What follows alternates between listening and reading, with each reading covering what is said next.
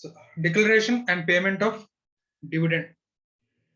ప్రతి సంవత్సరం కూడా కంపెనీ బిజినెస్ చేస్తుంది, ఇయర్ ఎండింగ్ లో మీటింగ్ పెట్టుకుంటుంది. ఆ మీటింగ్ లో ఖచ్చితంగా డిస్కషన్ కి వచ్చి తీరేవి ఆర్డినరీ బిజినెస్ అని చెప్పి మనం ఆల్రెడీ మీటింగ్ చాప్టర్ లో చెప్పుకున్నాము, రైట్? అకౌంట్స్, సంవత్సరం మొత్తానికి కంపెనీ డబ్బులు ఎలాగా, కంపెనీకి ఇన్కమ్ ఎలా వచ్చింది, ఖర్చులు ఎలా అయ్యాయి, రైట్? ఎంత ప్రాఫిట్ మిగిలింది, అకౌంట్స్. మీరు రాసిన బుక్స్ కరెక్టా కాదా, మాకు నమ్మకం ఏంటి, auditors, right?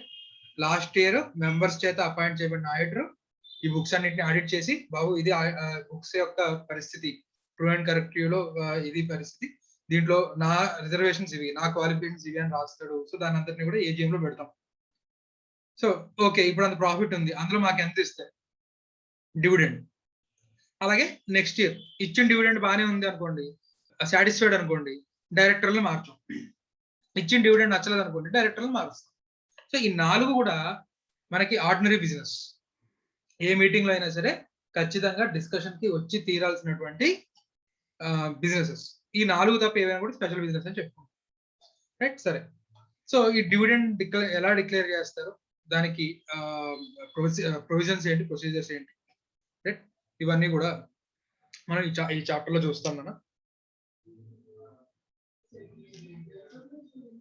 So dividend section 2 class 35 లో డిఫైన్ చేశారు. Dividend includes any interim dividend, right?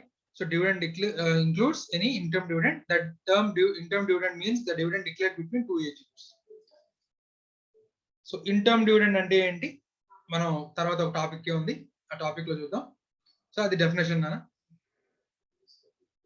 Final dividend, interim dividend year అంతా అయిపోయిన తర్వాత ఏజిఎం లో డిక్లేర్ చేస్తున్నాం కదా, దానికి ప్రొసీజర్ ఏంటి అంటే,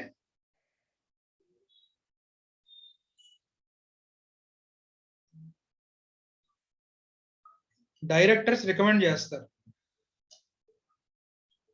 పర్సంటేజ్ ఆఫ్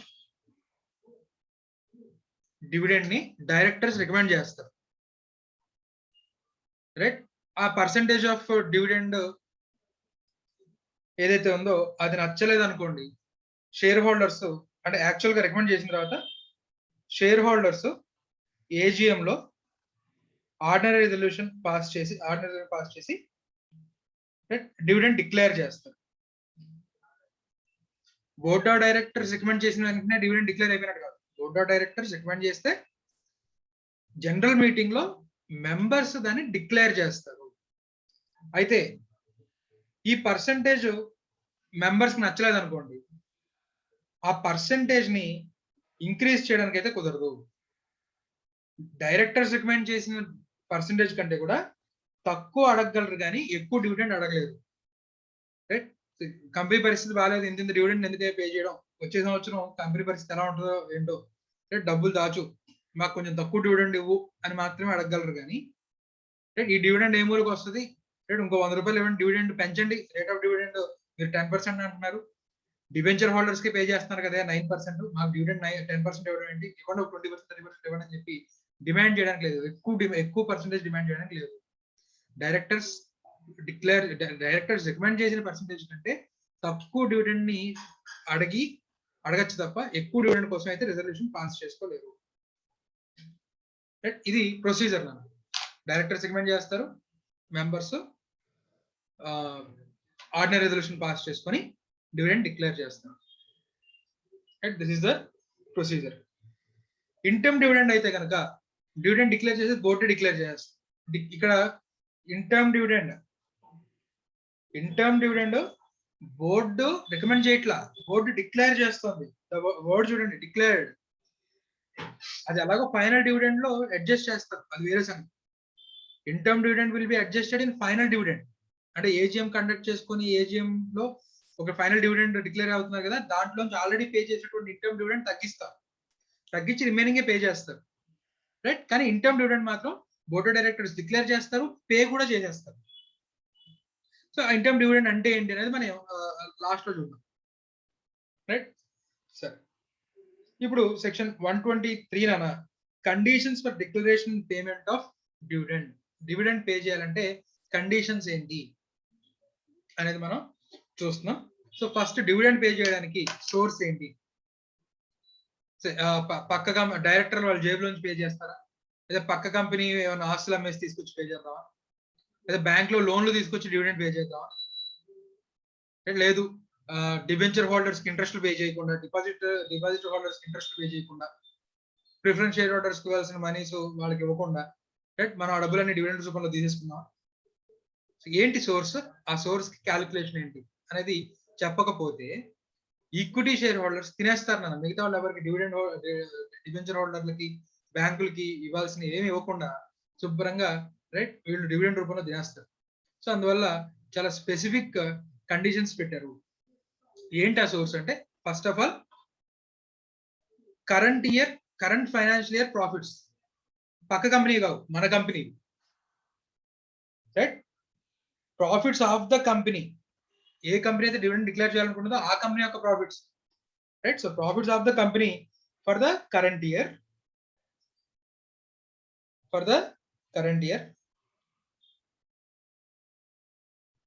దీనికి స్టార్ మార్క్స్ ఎందుకు పెడతానంటున్నానన్నా, కరెంట్ ఇయర్ ప్రాఫిట్స్ నుంచి డివిడెండ్ పే చేస్తుంటే ఇంకా ఫర్దర్ గా అసలు ఎటువంటి కండిషన్స్ లేవు. ఎంత పర్సెంటేజ్ కలిస్తే అంత పర్సెంటేజ్ డివిడెండ్ డిక్లేర్ చేసుకోవచ్చు, అసలు కండిషన్సే లేవు.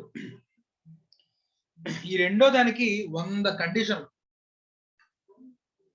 Right. So current financial year లో సంపాదించిన ప్రాఫిట్స్ ఏవైతే ఉన్నాయో దాని నుంచి కనుక డివిడెండ్ పే చేస్తుంటే ఎటువంటి రెస్ట్రిక్షన్స్ లేవు, హ్యాపీగా పే చేసుకోవచ్చు. కానీ ప్రీవియస్ ఇయర్స్ ప్రాఫిట్స్ లోంచి రైట్. సో జనరల్ గా మనం అకౌంట్స్ ఇప్పుడు దాకా మీరు అకౌంట్స్ చేస్తున్నారు, మాక్సిమం కంపెనీస్ అనే డివిడెండ్ డిక్లేర్ చేసేగా మిగిలినవన్నీ దేనికి వెళ్ళిపోతాయి నాన్న? ప్రాఫిట్స్ అన్డిస్ట్రిబ్యూటెడ్ ప్రాఫిట్స్ దేనికి దేనికి ట్రాన్స్ఫర్ చేస్తున్నాం మనం? Reserves and surplus. సో అంటే ఓవర్ ఏ పీరియడ్ మనకి రిజర్వ్స్ అండ్ సర్ప్లస్ అక్యుములేట్ అయి ఉన్నాయి, దాని నుంచి బోనస్ ఇస్తుంటాము రైట్, లేదా బోనస్ కాల్స్ చేస్తుంటాము. అలా కాకుండా రైట్ ఒకవేళ ఏదైనా సంవత్సరం కంపెనీకి ప్రాఫిట్స్ లేక డివిడెండ్ ఇద్దాము అనుకుంటే ఆ రిజర్వ్స్ అండ్ సర్ప్లస్ నుంచి తీసుకొని ఇవ్వచ్చా అంటే ఇవ్వచ్చనే చెప్తుంది రైట్. సార్ ఎప్పుడో ఇవ్వడానికి దాచుకోవడం ఎందుకు సార్? ఏ సంవత్సరం ఆ సంవత్సరం శుభ్రంగా తినేయచ్చు కదా. జనరల్ గా ఏ కంపెనీ అయినా కూడా ఫ్యూచర్ గురించి ఆలోచించి రైట్, కంపెనీ దాకా ఎందుకు మనమే ఇన్కమ్ సంపాదించింది 100కు 100 ఖర్చు పెట్టేసుకుంటామా? ఎంతో కొంత సేవ్ చేసుకుంటాం. సిమిలర్లీ కంపెనీ కూడా అంతే, ఫ్యూచర్ గురించి ఎంతో కొంత రిజర్వ్స్ ని ఏర్పరచుకుంటూ ఉంటుంది. పాత కంపెనీస్ యాక్ట్ లో ఈ సంవత్సరం సంపాదించిన ప్రాఫిట్స్ లోంచి రిజర్వ్స్ కి ఎంత ట్రాన్స్ఫర్ చేయాలి అనేది కంపెనీస్ యాక్ట్ చెప్పింది. కానీ ఇక్కడ కంపెనీకే స్వేచ్ఛనిచ్చింది.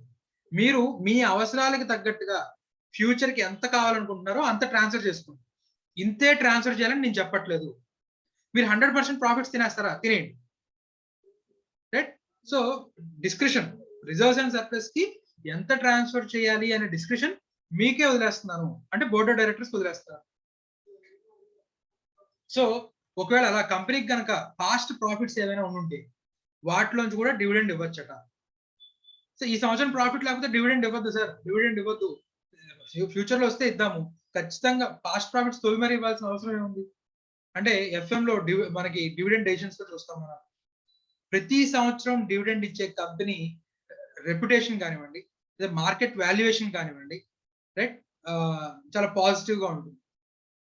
ప్రాఫిట్లు వచ్చినప్పుడు డివిడెండ్ ఇచ్చి, ప్రాఫిట్ లేనప్పుడు డివిడెండ్ ఇవ్వకుండా రైట్. అలాగే డివిడెండ్ రేట్ లో కూడా అప్స్ అండ్ డౌన్స్ ఇష్టం వచ్చినట్టుంటే మార్కెట్ వాల్యుయేషన్ లో కంపెనీ యొక్క మార్కెట్ వాల్యుయేషన్ తగ్గుతుంది.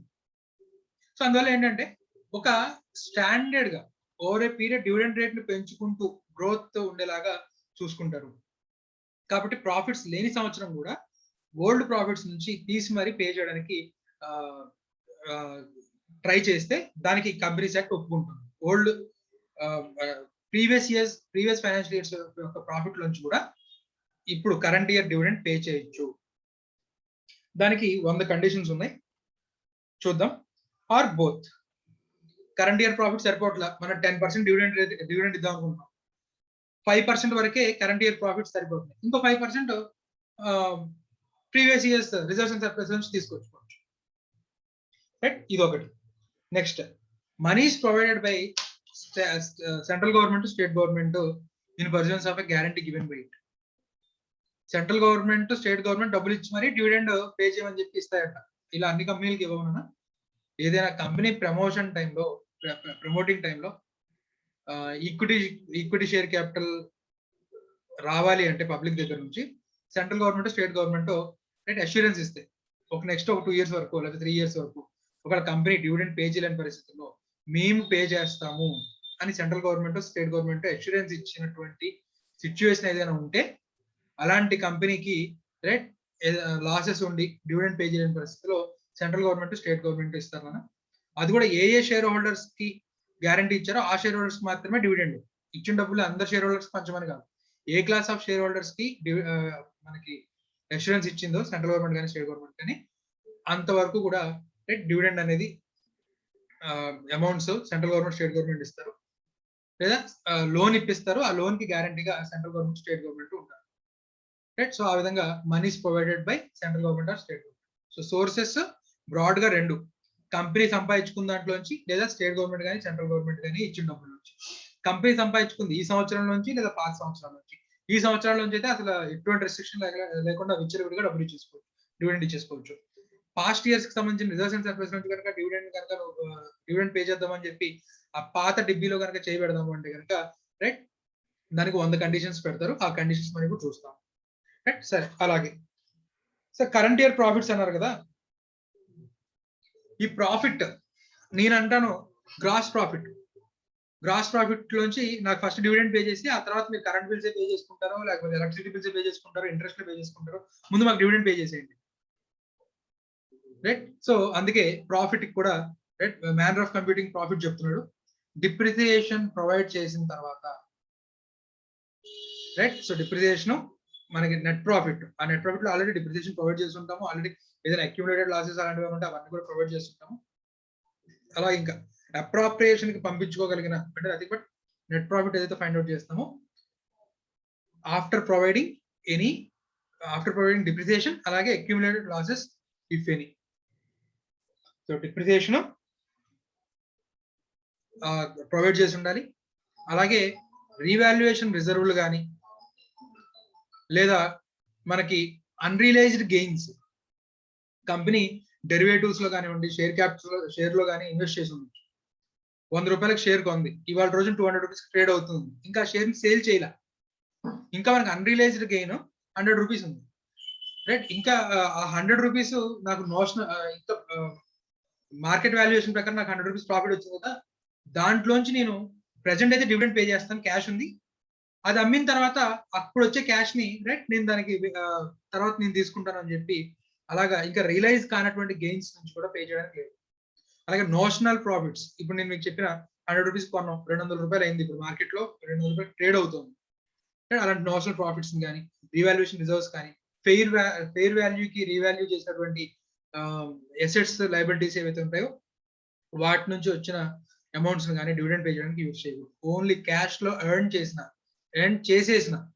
ఎర్న్ చేయబోతున్నా కూడా కాదు, చేసేసినటువంటి ఏవైతే ఉన్నాయో వాటి నుంచి మాత్రమే పే చేయాలి. సో డిప్రిసియేషన్ ప్రొవైడ్ ఫర్ చేయాలి. అండ్ అలాగే ఆ ప్రాఫిట్ కంప్యూట్ చేసేటప్పుడు unrealised gains, notional gains, revaluation of assets and liabilities ద్వారా ఏదైతే వచ్చిందో వాటిని కానీ మనం ఎక్స్క్లూడ్ చేయాలి. ఇది ప్రొవైడెడ్, ఇదేమో ఎక్స్క్లూడ్. నెక్స్ట్ అలాగే డివిడెండ్ డిక్లేర్ చేయబోయే ముందు last year losses, last financial year లో ఉన్నటువంటి లాసెస్ ఏవైతే ఉన్నాయో వాటిని లాస్ట్ ఇయర్ లో మనం ఏదైనా డిప్రిసియేషన్ ప్రొవైడ్ చేసి ఉండకపోతే వాటిని కూడా మనం సెట్ ఆఫ్ చేసేయాలి first. Sir last year depreciation last year లో ప్రొవైడ్ చేసి ఉంటాం కదా, రైట్, ఏదో ఎస్టిమేట్స్ లో ఏదో డిఫరెన్స్ వచ్చింది, ఈసారి కొంచెం ఈ సంవత్సరం ఐడెంటిఫై చేశారు ఆడిటర్. లాస్ట్ ఇయర్ లో మనం 1 కోటి రూపాయలు డిప్రిసియేషన్ ప్రొవైడ్ చేసి ఉండాలి, కానీ 80 lakhs ప్రొవైడ్ చేసాం, ఇంకో 20 lakhs షార్టేజ్ పడింది, దాన్ని ఈ సంవత్సరం నుంచి సెట్ ఆఫ్ చేస్తారు. సో అలాగే లాస్ట్ ఇయర్ లో ప్రొవైడ్ చేయనటువంటి డివిడెండ్ డిప్రిసియేషన్ ఏదైతే ఉందో అలాంటి వాటిని ప్రీవియస్ ఇయర్ లాసెస్ ఏవైతే ఉంటాయో వాటిని కంప్లీట్ గా సెట్ ఆఫ్ చేసిన తర్వాత అప్పుడు మిగిలితే అందులోంచి డివిడెండ్ ఇవ్వండి. లాస్ట్ ఇయర్ ఎలాగో మనం లాస్ అని చూపించాం కదా, డివిడెండ్ పే చేసిన తర్వాత మిగిలితే ఆ లాస్ సెట్ ఆఫ్ చేద్దాం కదా, ఫస్ట్ లాస్ సెట్ ఆఫ్ చేయాలి, ఏదైనా అన్ప్రొవైడెడ్ డిప్రిసియేషన్ ఏది ఉంటే అది సెట్ ఆఫ్ అది కూడా ప్రొవైడ్ చేయాలి, చేసిన తర్వాత మిగిలితే పంచుకోవాలి, రైట్. అలాగే డిప్రిసియేషన్ ఎలా క్యాలిక్యులేట్ చేయాలి, schedule 2. Next transfer of reserves. Transfer of reserves నేను మీకు ఆల్రెడీ చెప్పాను, పాత కంపెనీస్ యాక్ట్ ప్రకారం అయితే కనుక కంపల్సరీ ఇంత ట్రాన్స్ఫర్ చేసిన తర్వాత అప్పుడు మాత్రమే మీరు డివిడెండ్ ఇచ్చుకోవాలి అని చెప్పి ఉండేది. ఇప్పుడు మాత్రం నాట్ మ్యాండేటరీ కాదు, రైట్. ఏదైతే యాజ్ ఇట్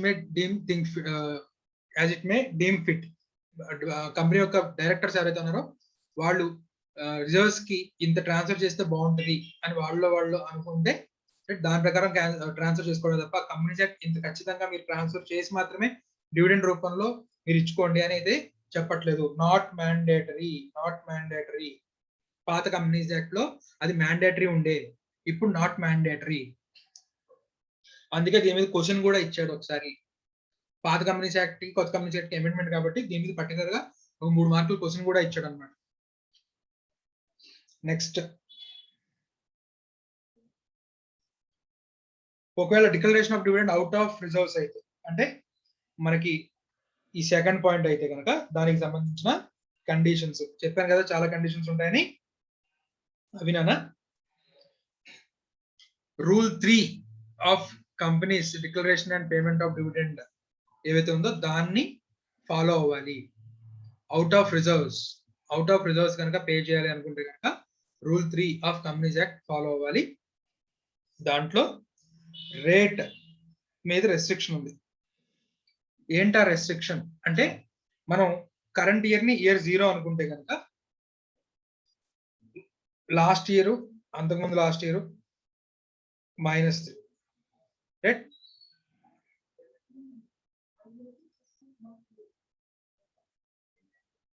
ఇయర్ 0లో మనం డివిడెండ్ డిక్లేర్ చేద్దాం అనుకుంటున్నాం.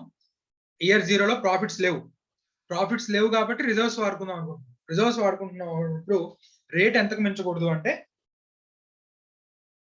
ఇయర్ -1, ఇయర్ -2, ఇయర్ -3 యావరేజ్ ని మించకూడదు, right. So rate must be less than or equal to simple average of 3 immediately preceding financial years rate of dividend. Last year, అంతకుముందు last year డివిడెండ్లు ఏ rate లో ఇచ్చారో దాని మూడింటికి సింపుల్ యావరేజ్ కట్టు, అంతకంటే తక్కువే ఉండాలి తప్ప ఎక్కువ ఉండడానికి లేదు. ఒకసారి ఇది కొత్త కంపెనీ లేదు, జస్ట్ 2 years అయింది కంపెనీ పెట్టి, లేదా అసలు లాస్ట్ 3 years లో డివిడెండ్ పే చేయలేదు, రైట్. సో అట్లాంటప్పుడు ఈ రూల్ అప్లై కాదు. లాస్ట్ 3 years లో అసలు డివిడెండ్ ఇవ్వకుండా మొత్తం అన్ని దాచేసుకున్నాం, అలాంటప్పుడు మనకి ఈ రూల్ అనేది అప్లై కాదు. లాస్ట్ 3 years లో డివిడెండ్ పే చేయనటువంటి కంపెనీ ఏదైతే ఉందో దానికి రూల్ అప్లై కాదు, రైట్. ఇది రేట్ మీద రెస్ట్రిక్షన్. అలాగే అమౌంట్, ఎంత అమౌంట్ వరకు చేయాలి, అమౌంట్ మీద రెస్ట్రిక్షన్ ఒకటి ఉంది. సో అమౌంట్ ఎంత అంటే కనుక paid up share capital and free reserves లో 10% మాత్రమే, less than or equal to 10%.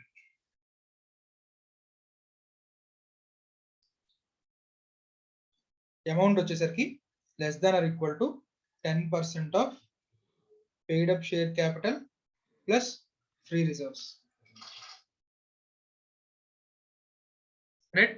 అది కాకుండా అలా ఏదైతే ఒక 10% తీయగలరు కదా, ఓల్డ్ ఆల్రెడీ ఫ్రీ రిజర్వ్స్ నుంచి మాక్సిమం ఎంత అమౌంట్ తీయగలరు, 10% of paid up share capital plus free reserves మాత్రమే తీయగలరు.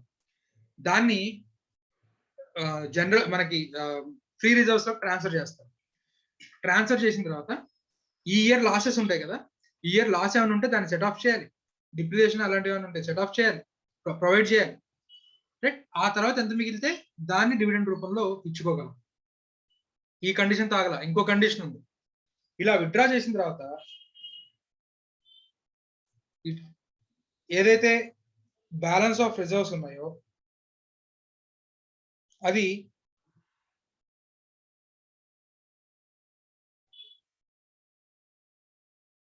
15% కంటే తగ్గకూడదు. బ్యాలెన్స్ ఆఫ్ రిజర్వ్స్ 15% కంటే తగ్గకూడదు. 15% of paid up share capital నుంచి తగ్గకూడదు. 15% of paid up share capital. ఇక్కడ paid up share capital plus reserves అనట్లా, ఎందుకంటే అసలు రిజర్వ్స్ బ్యాలెన్సే ఎంతకంటే తగ్గకూడదు చెప్తున్నావు కాబట్టి దాన్ని ఇక్కడ మనం తీసేసి only 15% of paid up share capital నుంచి తగ్గకూడదు అని చెప్తున్నాం. దీని మీద మనకి లెక్క 4 మార్క్స్ కి 5 మార్క్స్ కి ప్రాబ్లం అడుగుతూ ఉంటాను. కరెక్ట్. సో రేట్ మీద రెస్ట్రిక్షన్ ఏంటి? Simple average of 3 preceding financial years.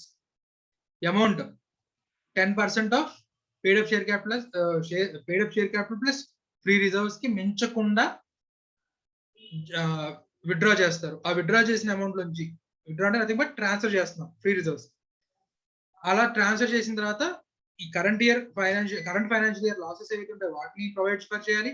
Depreciation అట్లాంటివి ఉంటే వాటిని కూడా ప్రొవైడ్ చేసిన తర్వాత ఉన్న అమౌంట్ ఏదైతే ఉందో దాన్ని మాత్రమే మనం డివిడెండ్ పే చేయడానికి యూజ్ చేస్తాము.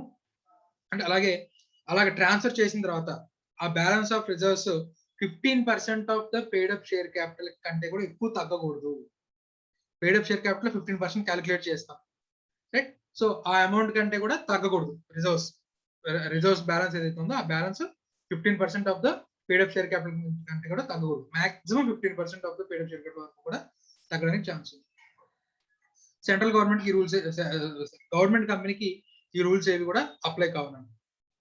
గవర్నమెంట్ కంపెనీ ఏదైతే ఉందో ఈ రూల్స్ ఏవి కూడా అప్లై కావు, రైట్. ఇది నాన్ గవర్నమెంట్ కంపెనీ డెఫినేషన్ మనకు ఆల్రెడీ తెలుసు. సో గవర్నమెంట్ కంపెనీకి ఈ రూల్స్ ఏవి కూడా మనకి అప్లై కావునా. So dividend out of free reserves, no dividend shall be declared or paid by company from its reserves other than free reserves. Free reserves నుంచి మాత్రమే డివిడెండ్ డిక్లేర్ చేయగలము. ఇంకా వేరే రకరకాల రిజర్వ్స్ పేర్లు ఉన్నాయి కదా, వాటి నుంచి కూడా డిక్లేర్ చేయలేము. ఓన్లీ ఫ్రీ రిజర్వ్స్ నుంచి మాత్రమే మనం డిక్లేర్ చేయగలం. అలాగే prohibition on declaration of dividend. A cases లో అసలు కంపెనీ డిక్లేరే చేయకూడదు డివిడెండ్ అంటే, డిపాజిట్స్ యాక్సెప్టెన్స్ లో ఏదైనా మనకి ఏదైనా మనకి నాన్ కంప్లైన్స్ జరిగిన, ఫ్రాడ్ గానీ ఏదైనా జరిగినా, లేదా రీపేమెంట్ ఆఫ్ డిపాజిట్స్ లో ఫెయిల్ అయినా కంపెనీ, మెచ్యూర్ అయిపోయిన డిపాజిట్స్ రీపే చేయాలి, వాటిని పే చేయడంలో ఏదైనా డిఫాల్ట్ జరిగినా కూడా కంపెనీ డివిడెండ్ పే చేసుకోలేదు, రైట్. ఆ ప్రొహిబిషన్ డిపాజిట్స్ సంబంధించిన డిఫాల్ట్ ఎన్నాళ్ళైతే కంటిన్యూ అవుతుందో అన్ని సంవత్సరాలు ఈ ప్రొహిబిషన్ ఉంటుంది, రైట్. కాబట్టి ఎట్టి పరిస్థితుల్లో డిపాజిట్స్ కి సంబంధించి డిఫాల్ట్ కంపెనీ చేయకూడదు. కొన్ని డిఫాల్ట్స్ ఎలా ఉంటాయంటే, ఎన్నాళ్ళు డిఫాల్ట్ కంటిన్యూ అవుతుందో అన్నాళ్ళు బ్యాన్ ఉంటుంది. కొన్నిటికి డిఫాల్ట్ రెక్టిఫై అయిపోయిన తర్వాత 3 years వరకు, రెక్టిఫై అయిపోయిన తర్వాత 5 years వరకు మీరు ఈ పనులు చేయకూడదు అంటే ఇంటెన్సిటీ పెంచడానికి, ఎట్టి పరిస్థితుల్లో కంప్లై అయ్యేలాగా చేయడానికి, రైట్. కొన్నిటికేమో ఆ డిఫాల్ట్ ఎన్నాళ్ళు కంటిన్యూ అవుతుందో అన్నాళ్ళు మీరు ఈ పనులు చేయడానికి లేదు అని కొన్నిటికి ఉంటుంది. ఇంకొన్నిటికి మీరు లాస్ట్ 3 years లో ఫలానా వాటిలో ఏదైనా డిఫాల్ట్ చేసి ఉంటే మీరు ఈ పని చేయడానికి లేదు, లాస్ట్ 5 years లో మీరు ఏదైనా ఇలాంటి డిఫాల్ట్ చేసి ఉంటే మీరు ఈ పని చేయడానికి లేదు అని చెప్పి రెస్ట్రిక్షన్స్ పెడతారు. సో ఇక్కడ ఏంటంటే, యాజ్ లాంగ్ యాజ్ మనకి డిపాజిట్స్ సంబంధించి ఎన్నాళ్ళు అయితే ఈ డిఫాల్ట్ కంటిన్యూ అవుతూ ఉంటుందో అన్నాళ్ళు కూడా డివిడెండ్ అయితే డిక్లేర్ చేసుకున్నారు. డివిడెండ్ ఎవరికి పే చేయాలి? డైరెక్టర్స్ కి ఎవరికి నచ్చితే వాళ్ళకి పే చేసి ఇచ్చా. మనం రిజిస్టర్ ఆఫ్ మెంబర్స్ అనేది మెయింటైన్ చేస్తాం. సో రిజిస్టర్ ఆఫ్ మెంబర్స్ లో ఎవరైతే కనబడుతున్నారో, రైట్, వాళ్ళకి పే చేస్తాం. వాళ్ళ రిజిస్టర్డ్ షేర్ హోల్డర్స్ అంటున్నాం. రిజిస్టర్ ఆఫ్ మెంబర్స్ లో ఎవరైతే కనబడుతున్నారు, right. So registered share holders ఎవరుతున్నారో వాళ్ళకి, లేదు రిజిస్టర్డ్ షేర్ హోల్డర్ ఎవరికో పే చేయమని చెప్పి ఆల్రెడీ మన కంపెనీకి ఒక ఇంటిమేషన్ ఇచ్చేసాడు, షేర్లు నా పేరు మీద ఉన్నాయి కానీ డివిడెండ్ ఫలానా వాడికి పే చేయండి అని చెప్పి ఆర్డర్ ఇచ్చాడు, రైట్. సో అలాంటప్పుడు వాళ్ళకి, లేదా షేర్ హోల్డర్స్ తరఫున బ్యాంకర్ కలెక్షన్ ఏజెంట్ అంటే ఏజెన్సీ ఫంక్షన్స్ లో చెప్పుకుంటాం. బ్యాంకర్ కస్టమర్ తరఫున డివిడెండ్లు, ఇంట్రెస్ట్లు, రెంట్లు ఇలాంటివన్నీ కూడా బిల్స్ కలెక్ట్ చేసి పెడతాడు. సో అలాంటప్పుడు షేర్ హోల్డర్ తరఫున బ్యాంకర్ కనుక డివిడెండ్స్ కలెక్ట్ చేసినట్లయితే banker of the share holder కి పే చేయొచ్చు, రైట్. సో డివిడెండ్ ఎవరికి పే చేయొచ్చు? షేర్ హోల్డర్ కి, షేర్ హోల్డర్ ఎవరికి చెప్తే వాళ్ళకి, లేదా షేర్ హోల్డర్ యొక్క బ్యాంకర్. ఒకవేళ నా డివిడెండ్స్ అన్ని కూడా పలానా బ్యాంక్ అకౌంట్ లో డిపాజిట్ చేసేయండి, మా బ్యాంకర్ కలెక్ట్ చేసుకుంటాడు డివిడెండ్ నా తరఫున అని ఒకవేళ అలాంటిది ఏదైనా మ్యాండేట్ ఏమైనా ఇచ్చుంటే, రైట్, దాని బ్యాంకర్ కి పే చేసుకోవచ్చు. అలాగే మోడ్ ఆఫ్ పేమెంట్ డివిడెండ్, ఇది మనం ఆల్రెడీ ఆర్టికల్స్ చెప్పుకున్నాము. డివిడెండ్ ఖచ్చితంగా క్యాష్ లోనే పే చేయాలి. ఇన్ కైండ్, కంపెనీ ఇటుకలు తయారు చేసే కంపెనీ అనుకోండి, రైట్, ఒక్కొక్కడికి 100 షేర్లు ఉన్న ఒక్కొక్క షేర్కి ఒక్కొక్క ఇటుక డివిడెండ్ ఇస్తున్నాను, అలా ఎన్ని షేర్లు ఉంటే అన్ని ఇటుకలు మీకు పంపిస్తాను, ఆ ఇటుకలు అమ్ముకొని రైట్ అదే ఆ డబ్బుల్లో మీ డివిడెండ్ అనుకోండి అని చెప్పి ఇన్ కైండ్ లో పే చేస్తారంటే కుదరదు. It must be paid in cash, right. So ఇప్పుడు అందరిని పిలిపించి క్యాష్ ఇవ్వలేం కాబట్టి జనరల్ గా ఏం చేస్తామంటే ఆ అమౌంట్ బ్యాంక్ ట్రాన్స్ఫర్ చేస్తాం. బ్యాంక్ ద్వారా డీడీలు వెళ్ళేవి, పే ఆర్డర్స్ అనేవాళ్ళం, వారెంట్స్ అనేవాళ్ళం, డివిడెండ్ వారెంట్స్. ఇప్పుడు మనకి టెక్నాలజీ డెవలప్ అయిపోయింది, అంటే ఇప్పుడు ఐఎంపిఎస్ లు, NEFT, RTGS, right. So electronic transfers కూడా యాక్సెప్టెడ్, రైట్. సో డివిడెండ్ ఖచ్చితంగా క్యాష్ లోనే పే చేయాలి, ఇన్ కైండ్ పే చేయకూడదు. So cash includes cheque, dividend warrant, electronic mode, right. So dividend warrant, cheque almost all ఒకటేనా, right. Dividend warrant, cheque almost all ఒకటే. ఇక్కడ ఏంటంటే bank కి మనం డబ్బులు ట్రాన్స్ఫర్ చేస్తాం, బ్యాంకులు చెక్కులు ప్రింట్ చేసి పంపించేస్తాం. చెక్ అంటే కంపెనీయే రాస్తుంది, కంపెనీ కూర్చొని కంపెనీలో రాసి డైరెక్టర్లు, కంపెనీ సెక్రటరీలు సంతకాలు పెట్టి పంపిస్తాం. ఇక్కడ ఏంటంటే డబ్బులు మనం బ్యాంకుకి పంపిస్తాం, బ్యాంకులు చెక్కులు ప్రింట్ చేసేసి షేర్ హోల్డర్స్ పంపిస్తుంది డివిడెండ్ వారెంట్స్ అనే, right. So almost all dividend warrant అన్న చెక్ అన్న ఒకటే. ఎలక్ట్రానిక్ మోడ్ ఇప్పుడైతే కనుక డైరెక్ట్ మనకి బ్యాంక్ ట్రాన్స్ఫర్స్ అనేవి జరుగుతున్నాయి. అలాగే రిజర్వ్స్ ఏవైతే ఉన్నాయో వాటిని క్యాపిటలైజ్ చేయొచ్చు. క్యాపిటలైజేషన్ ఆఫ్ రిజర్వ్స్ మనం ఆల్రెడీ అకౌంట్స్ లో చూసుంటాము, రైట్. బోనస్ షేర్స్ కానీ, బోనస్ కాల్ కానీ, రైట్. సో రిజర్వ్స్ నుంచి మనం బోనస్ కాల్ చేసుకోవచ్చు, లేదా బోనస్ షేర్స్ ఇష్యూ చేసుకొని దాన్ని క్యాపిటలైజ్ చేసుకోవచ్చు. ప్లవింగ్ బ్యాక్ ఆఫ్ ప్రాఫిట్స్ అని కూడా అంటాం, right. Next deposit of dividend in a separate bank account. ఇప్పటి నుంచి చెప్పుకోయేది ఏదైనా రియల్ లైఫ్ ప్రొసీజర్. కంపెనీ తన యొక్క షేర్ హోల్డర్ కి డివిడెండ్ ఏ విధంగా పే చేస్తుంది.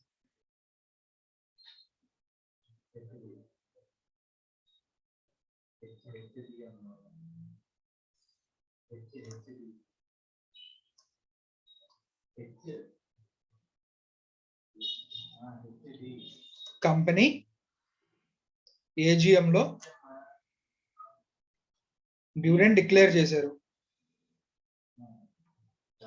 ఏజిఎం లో డివిడెండ్ డిక్లేర్ చేయబడింది. అలా డిక్లేర్ చేసిన దగ్గర నుంచి 5 days లోపు,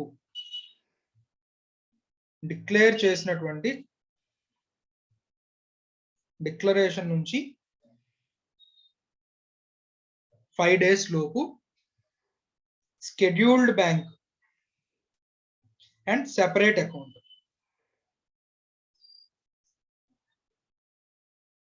dividend for the financial year 2020-21, right, లేకపోతే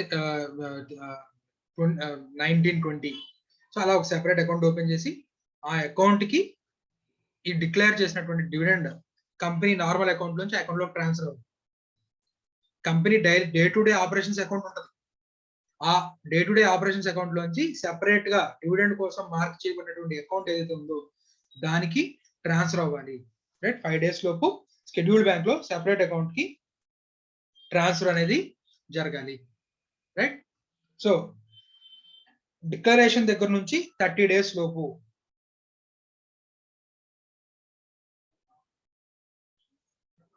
పే అయిపోవాలి. పే అయిపోవాలంటే వాళ్ళ డబ్బులు చేరాలని కాదు, ఇప్పుడు scheduled bank account separate account లోకి డబ్బులు ట్రాన్స్ఫర్ చేశాం కదా, ఇప్పుడు బ్యాంక్ ఏం చేస్తుంది, డివిడెండ్ వారెంట్స్ ప్రింట్ చేసి పోస్ట్ చేస్తుంది, రైట్. అంటే యాక్చువల్ గా చెక్స్ ని ప్రింట్ చేయాల్సిన బాధ్యత మందేనా, కంపెనీదే. కానీ బ్యాంక్స్ ఇప్పుడు కొన్ని వాల్యూ యాడెడ్ సర్వీసెస్ ఇస్తాయి, క్యాష్ మేనేజ్మెంట్ సర్వీసెస్ అని చెప్పి కంపెనీ దగ్గర నుంచి కొంత చార్జ్ చేసేసి ఈ డివిడెండ్ వారెంట్ ప్రింట్ చేసి వాటిని పోస్ట్ చేసే పని కూడా బ్యాంక్సే తీసుకుంటాయి, రైట్. సో బ్యాంకో లేకపోతే మనమే చెక్స్ రూపంలో పోస్ట్ చేయడం, ఏదో ఒకటి మొత్తానికి డిక్లేర్ చేసిన 30 రోజుల లోపు నుంచి పోస్ట్ అయిపోవాలి. పే అంటే నథింగ్ బట్ పోస్ట్. పే అంటే నథింగ్ బట్ పోస్ట్. 30 రోజుల లోపు డివిడెండ్ వారెంట్స్ కానీ చెక్స్ కానీ పోస్ట్ అయిపోవాలి. ఎక్కడ నుంచి డిక్లరేషన్ ఆఫ్ డివిడెండ్ దగ్గర నుంచి 30 రోజుల్లో పోస్ట్ అయిపోయింది. 5 రోజుల్లోపు సెపరేట్ అకౌంట్ లోకి ట్రాన్స్ఫర్ అయిపోవాలి. సో సెపరేట్ అకౌంట్ ఓపెన్ చేసాం కదా, ఓపెన్ చేసినప్పుడు చెక్ బుక్స్ ఇస్తారు కదా బ్యాంకు, ఆ బ్యాంకులో రాసుకొని ఆ చెక్ బుక్స్ లో చెక్స్ మీద రాసేసి డైరెక్టర్లు అందరూ సంతకం పెట్టేసి వాటి పోస్ట్ చేయడం జరిగిపోవాలి. ఎందుకంటే మరి చెక్స్ ని ప్రిపేర్ చేయడం అంటే చాలా టైం పడుతుంది, వాటి మీద సంతకాలు చేయాలి. సో అందుకని 30 రోజులు టైం ఇచ్చారు. ఇప్పుడు ఏముందన్న సింపుల్ గా ఒక లిస్ట్ ఇస్తున్నాం, ఇదిగో షేర్ హోల్డర్ వీళ్ళకి షేర్లు ఉన్నాయి, ఒక్కొక్కడికి ఈ అకౌంట్ కి ఇంత డివిడెండ్ ట్రాన్స్ఫర్ చేయండి అని చెప్పి రైట్ సింపుల్ గా ఒక సిఎస్వి ఫైల్ ఇచ్చేస్తే బ్యాంక్ తన సాఫ్ట్వేర్ ద్వారా ఒక 60 నిమిషంలో డివిడెండ్ పే చేసేస్తుంది. అసలు ఇప్పుడు ఇన్ని రోజులు పట్టట్లా, డివిడెండ్ డిక్లేర్ చేసిన 7 రోజుల్లోపు అకౌంట్ లో డబ్బులు వచ్చేస్తాయి. ఇది ఫిజికల్ గా డివిడెండ్ వారెంట్ లో ప్రింట్ చేసి పోస్ట్ చేసి అప్పటి రోజు ఆ జమానా కాలంలో ఇది రైట్. ఇంకా అందరూ కూడా ఇంకా టెక్నాలజీని అడాప్ట్ చేసుకోవాలి కాబట్టి ఇంకా నెంబర్ ఆఫ్ డేస్ అవి ఇంకా అలాగే ఉన్నాయి. నెక్స్ట్ ఇది 30 రోజులు మన డివిడెండ్ వారెంట్స్ ఇష్యూ చేసేసాం. డివిడెండ్ వారెంట్స్ ఇష్యూ చేసేసాం. రకరకాల రీజన్స్ వల్ల డివిడెండ్ క్లెయిమ్ చేసుకోరు చాలా మంది. ఎందుకంటే షేర్ హోల్డర్లు చాలా మంది ఇల్లు మారిపోతారు రైట్, అంటే వాళ్ళ అడ్రస్లు ఇచ్చిన అడ్రస్ లో ఉండరు రైట్. షేర్ హోల్డర్ ఇప్పుడు మా అడ్రస్ ఫలానా అని చెప్పి మాడిఫై చేయడానికి పంపించాడు అనుకోండి, ఒక లెటర్ పంపిస్తే కాదు, వాడు కొత్త అడ్రస్ యొక్క అడ్రస్ ప్రూఫ్ పంపించారు. ఆ కొత్త అడ్రస్ లో అడ్రస్ ప్రూఫ్ మీలో చాలా మంది మీరు ఆధార్ కార్డు లో అడ్రస్ మార్చుకోవడం కానివ్వండి, ఇప్పుడు ఉంటుంది ఒక చోట, ఆధార్ కార్డు లో ఉండే అడ్రస్ వేరే చోట ఉండొచ్చు. మార్పించుకోవడానికి బద్ధకమో లేకపోతే వాళ్ళు అడిగే రిక్వైర్మెంట్స్ ప్రెసెంట్ మన దగ్గర లేకపోవడం, ఏదో ఒక రీజన్ వల్ల చాలా మందికి ఈ అడ్రస్ అప్డేషన్ అనేది చాలా జరగదు రైట్. సో ఇలాంటి చాలా రీజన్స్ వల్ల డివిడెండ్ వారెంట్స్ మనం పోస్ట్ చేస్తాము, కానీ అవి అవతల వాడికి రీచ్ అవ్వవు, మళ్ళీ మనకి వెనక్కి వచ్చేస్తాయి. లేదా డివిడెండ్ వారెంట్ వాడికి వెళ్ళింది 10 రూపాయలు 20 రూపాయలు 30 రూపాయలు డివిడెండ్ వారెంట్లు వచ్చేవి. మనకు ఉండే షేర్లు 10 20 అనుకోండి, షేర్కి ₹1 చొప్పున డివిడెండ్ ఇచ్చారు అనుకోండి, 20 రూపాయలు 30 రూపాయలు డివిడెండ్ వారెంట్లు వచ్చేవి. వాటిని నేను 10 రూపాయలు పెట్రోల్ ఖర్చు పెట్టి బైక్ మీద తీసుకెళ్లి బ్యాంక్ లో డిపాజిట్ చేయాలి రైట్. సో అలాగా మనం వాటిని తీసుకెళ్లి బ్యాంక్ లో కలెక్షన్ వేయం, కొంతమంది మర్చిపోయి ఉంటారు. ఇలా రకరకాల రీజన్స్ వల్ల డివిడెండ్ అనేది అన్పెయిడ్ గా బ్యాలెన్స్ ఉండిపోతుంది. అలాంటి వాటిని ఏం చేయాలి సార్, కంపెనీ శుభ్రంగా హ్యాపీగా వాడేసుకోవచ్చా, డైరెక్ట్ వాడేసుకోవచ్చా రైట్? లేదు. సో ఇప్పుడు అలాంటి అన్పెయిడ్ డివిడెండ్ ఏదైతే ఉందో దాన్ని ఏం చేయాలి అనేది సెపరేట్ గా చాలా స్పెసిఫిక్ గా నీట్ గా రూల్స్ రాసి పెట్టాను.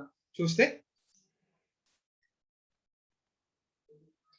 డిక్లరేషన్ నుంచి 30 రోజుల్లోపు, మళ్ళీ ఈ టేబుల్ దగ్గరికి వచ్చేద్దాం మనం. డిక్లేర్ చేసిన దగ్గర నుంచి 30 రోజుల్లోపు మనం పోస్ట్ అయితే చేస్తాం. సో ఈ 30 రోజుల్లోపు మనం ఈ సెపరేట్ బ్యాంక్ అకౌంట్ లో ఒక 10 లక్షల రూపాయలు ట్రాన్స్ఫర్ చేసాం. డివిడెండ్ పే చేయాల్సిన 10 lakhs అనుకున్నాం, 10 లక్షల రూపాయలు చేసాం. దీంట్లో 7 lakhs రూపీస్ మనకి చెక్స్ ప్రెజెంట్ చేయబడ్డాయి, వాళ్ళు క్లెయిమ్ చేసేసుకున్నారు. క్లెయిమ్డ్. కొంతమంది డివిడెండ్ డైరెక్ట్ గా మన అకౌంట్ లో ట్రాన్స్ఫర్ చేసిన అకౌంట్ నెంబర్లు ఇచ్చారు. ఇప్పుడు లేటెస్ట్ గా మనకి ఎస్బీఐ గా మనకి పంజాబ్ నేషనల్ బ్యాంక్ లో కొన్ని బ్యాంక్స్ మెర్జ్ అయిపోయి, యూనియన్ బ్యాంక్ లో కొన్ని బ్యాంక్స్ మెర్జ్ అయిపోయి, ఐఎఫ్ఎస్ కోడ్ మారిపోయి. సో ఇప్పుడు మరి బ్యాంక్ కంపెనీ దగ్గర ఉన్న ఐఎఫ్ఎస్ కోడ్స్ ఇప్పుడు వాళ్ళ account number IFS codes match అవ్వక ఈ కంప్యూటర్ ట్రాన్స్ఫర్ కూడా రిజెక్ట్ అయిపోయి వెనక్కి వచ్చింది. సో ఇలా రకరకాల కారణాల వల్ల అన్క్లెయిమ్ డివిడెండ్ ఉంటుంది. సే ఈ 3 lakhs రూపీస్ ఈ 30 days లోపు ఇంకా క్లెయిమ్ అవ్వాల అంటే ఈ అకౌంట్ నుంచి షేర్ హోల్డర్స్ అకౌంట్ కి ట్రాన్స్ఫర్ అవ్వాల రైట్. ఈ సెపరేట్ బ్యాంక్ అకౌంట్ నుంచి షేర్ హోల్డర్స్ అకౌంట్ లోకి డబ్బులు వెళ్ళాలి. ఈ 30 రోజుల్లోపు కనుక ట్రాన్స్ఫర్ అయిన అమౌంట్ ఏదైతే ఉందో ఈ 3 lakhs ఏదైతే ఉందో ఈ 3 lakhs ని మళ్ళీ సెపరేట్ అకౌంట్ కి ట్రాన్స్ఫర్ చేయాలంట. 30 days లోపు ఏదైతే అన్క్లెయిమ్డ్ డివిడెండ్ ఏదైతే ఉందో 30 days లోపు అన్క్లెయిమ్డ్ డివిడెండ్ ఏదైతే ఉందో దీన్ని మళ్ళీ సెపరేట్ అకౌంట్ కి ట్రాన్స్ఫర్ చేయాలి. ఎన్ని రోజుల్లోపు ఏంటి అనేది ఇక్కడ మనకు చెప్తాం కదా. So the amount unpaid or unclaimed dividend shall be transferred to special account in scheduled bank. Such account shall be called unpaid dividend. So unpaid dividend అనే అకౌంట్ కి ట్రాన్స్ఫర్ చేయాలి రైట్. సో ప్రతి సంవత్సరం కూడా ఈ ప్రాబ్లం అరైజ్ అవుతుంది కాబట్టి each and every year కి ఒక unpaid account dividend account open చేస్తాం.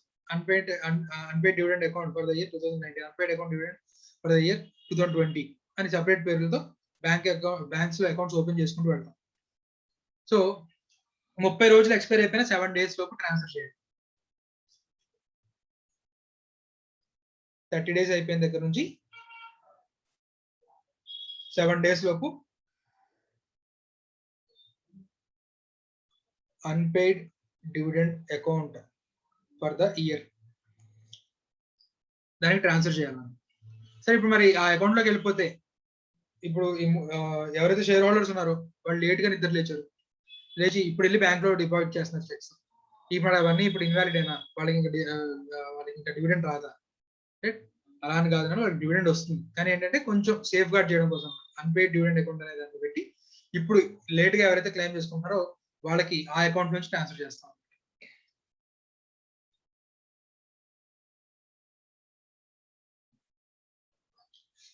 So expiry of 30 days 7 days లోపు అన్పెయిడ్ అకౌంట్ లోకి అన్పెయిడ్ డివిడెండ్ అకౌంట్ లోకి ట్రాన్స్ఫర్ చేయాలి. అలా ట్రాన్స్ఫర్ చేయకపోతే కనుక 12% పర్ యానమ్ ఇంట్రెస్ట్ పడుతుంది. రైట్, ఆ ఇంట్రెస్ట్ ని కూడా మళ్ళీ ఇప్పుడు ఎవరైతే అన్క్లెయిమ్డ్ డివిడెండ్స్ ఎవరైతే ఉన్నారో వాళ్ళకి ప్రపోర్షనేట్ గా పే చేస్తారు. వెయిటెడ్ యావరేజ్ వెయిట్స్ ప్రకారం ఒకరికి 100 రూపాయలు డివిడెండ్, ఒకరికి 1000 రూపాయలు డివిడెండ్, ఆ అక్యూర్డ్ ఇంట్రెస్ట్ ఏదైతే ఉందో దాన్ని ఆ రేషియోలో పంచుతారు. రైట్, సో 30 రోజులు అయిపోయిన తర్వాత నుంచి 7 రోజుల లోపు అన్పెయిడ్ అకౌంట్ లోకి ట్రాన్స్ఫర్ చేయాలి. అలా ట్రాన్స్ఫర్ చేయడం లేట్ అయితే అలా ఎన్ని రోజులు ట్రాన్స్ఫర్ అయితే అన్ని రోజులు చొప్పున 12% పర్ యానం చొప్పున ఇంట్రెస్ట్ పే చేయాలి. ఆ ఇంట్రెస్ట్ ని కూడా ప్రపోర్షనేట్ గా పంచుతారు. రైట్, అలాగే అలా ట్రాన్స్ఫర్ చేసిన 90 రోజుల లోపు ఒక స్టేట్మెంట్ ఫైల్ చేయాలి. ఆ స్టేట్మెంట్ లో ఎవరు ఉంటది, ఫలానా షేర్ హోల్డర్స్ కి ఇన్ని షేర్లు ఉన్నాయి, వాళ్ళకి డివిడెండ్ పే చేయాలి, వాళ్ళు క్లెయిమ్ చేసుకోలేదు. రైట్, అలాగే ఇంకా ప్రిస్క్రైబ్డ్ ఫార్మాట్స్ ఏవైతే ఉంటాయో, రైట్, వాళ్ళది లాస్ట్ టైము వాళ్ళు మనకి ఇచ్చిన అడ్రస్ ఇది. రైట్, ఈ అడ్రస్ లో వాళ్ళు ఉండేవాళ్ళు, వాళ్ళు మనకు ప్రొవైడ్ చేసిన అడ్రస్ ఇది. అలాగే ఇంకా ప్రిస్క్రైబ్డ్ డీటెయిల్స్ ఏమైనా ఉంటే ఆ ప్రిస్క్రైబ్డ్ ఫార్మాట్ ప్రకారం మనం ఫైల్ చేయాలి. సెంట్రల్ గవర్నమెంట్ ఏం చెప్తుందంటే ఈ స్టేట్మెంట్ ని కంపెనీకి ఏదైనా వెబ్సైట్ ఉంటే ఆ కంపెనీ వెబ్సైట్ లో పోస్ట్ చేయమని చెప్తుంది, లేదా సెంట్రల్ గవర్నమెంట్ ఇంకేదైనా వెబ్సైట్స్ చెప్తుంది. రైట్, ఎన్ఎస్సి బిఎస్సి సైట్ లో పోస్ట్ చేయమని చెప్తుందా? రైట్, సో ఇంకా ఏ వెబ్సైట్స్ లో పోస్ట్ చేయమంటే ఆ వెబ్సైట్ లో మనం పోస్ట్ చేయాల్సి ఉంటుంది, కంపెనీ పోస్ట్ చేయాల్సి ఉంటుంది. రైట్, 90 days లోపు ట్రాన్స్ఫర్ చేసిన 90 days లోపు స్టేట్మెంట్ తయారు చేయాలి. ఆ స్టేట్మెంట్ సెంట్రల్ గవర్నమెంట్ ఎక్కడ పోస్ట్ చేయమంటే అక్కడ మనం పోస్ట్ చేయాల్సి ఉంటుంది.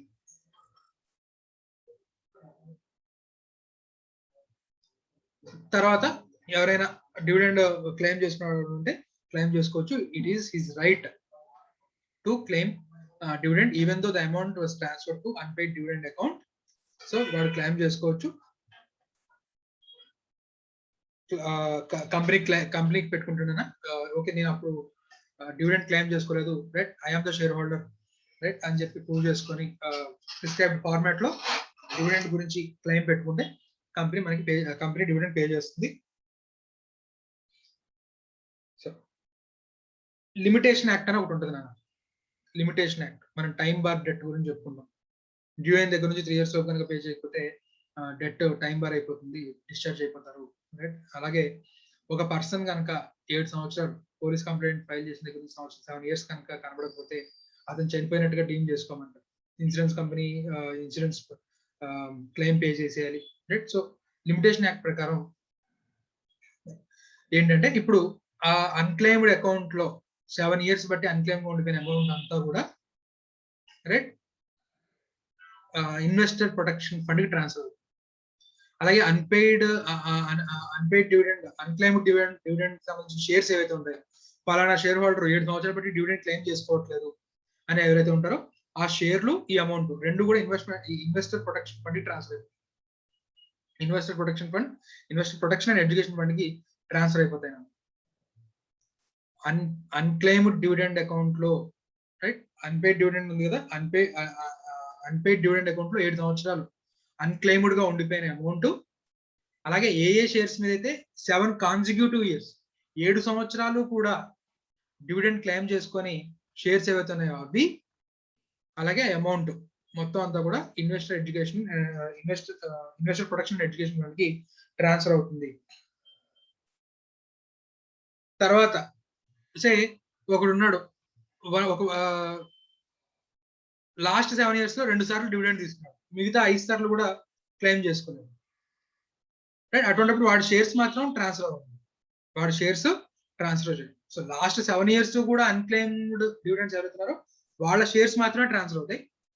రైట్, అలాగే 7 సంవత్సరాల కిందట మనం అకౌంట్ ఓపెన్ చేసాం, అన్పెయిడ్ డివిడెండ్ ఏదైతే ఉందో దాంట్లో 7 years అయిపోయింది, ఇప్పుడు కొంత బ్యాలెన్స్ ఉంది, ఆ బ్యాలెన్స్ ని ట్రాన్స్ఫర్ చేస్తాం. అలా నెక్స్ట్ ఇయర్ 7 years కంప్లీట్ అయిపోయినటువంటి అకౌంట్ ఏదైతే ఉందో ఆ అకౌంట్ లో ఎంత బ్యాలెన్స్ ఉండిపోయిందో ఆ అకౌంట్ ఆ బ్యాలెన్స్, అలాగే ఎవరెవరు అన్క్లెయిమ్ చేశారనేది ఒక స్టేట్మెంట్ తయారు చేసి అక్కడ కూడా మన ఎంసీఏలో ఒక ఫామ్ ఉంటుందన్న, ఆ ఫామ్ ఫిల్అప్ చేసేసి investor education protection fund transfer చేసి ఆ ఫండ్ అడ్మినిస్ట్రేటర్ చెప్తాం, బాబు ఫలానా ఇయర్ కి సంబంధించిన అన్క్లెయిమ్ డివిడెండ్ ని మీ అకౌంట్ ట్రాన్స్ఫర్ చేస్తున్నాము అని అడ్మినిస్ట్రేటర్ కి చెప్తాము.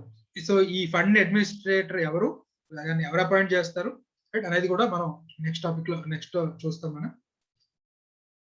So amount and shares will be transfer to IEPF.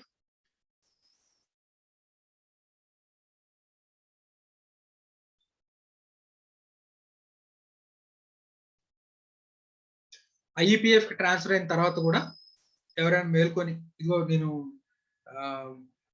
నాకు ఈ సంవత్సరం ఈ సంవత్సరాలకు సరిపడిన ఈ ఇయర్స్ కి సంబంధించిన డివిడెండ్ నేను క్లెయిమ్ చేసుకోలేదు అని ప్రూఫ్స్ కనుక చూస్తే ఐఈపీఎఫ్ అకౌంట్ నుంచి వాళ్ళకి రిఫండ్ ఇస్తారు.